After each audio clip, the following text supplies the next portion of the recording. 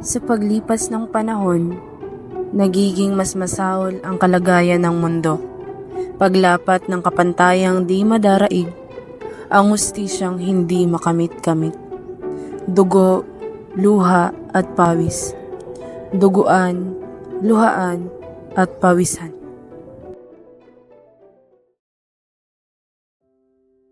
Kanya pala tayo mamaya. Kung saan pwede magtago ng taba. Yung may persistent naman sana, hindi ka lang option.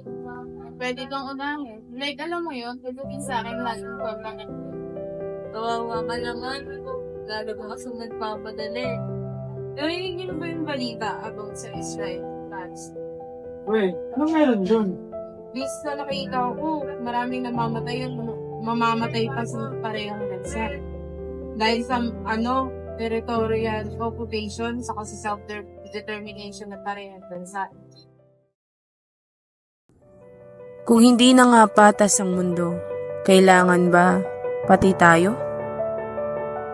Kahit ang maliit na aksyon, maliit na tulong, ay maaaring maging malaking pampamulat ng sambayanan. Ang pamumulat ng individual na pampagising ng damdamin ng lahat.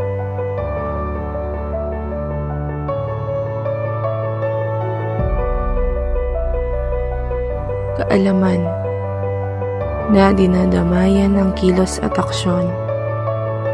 Sa bawat problema ay magpapakita ng solusyon. Sa kilos ng isa ay makaka-impluwensya ng iba.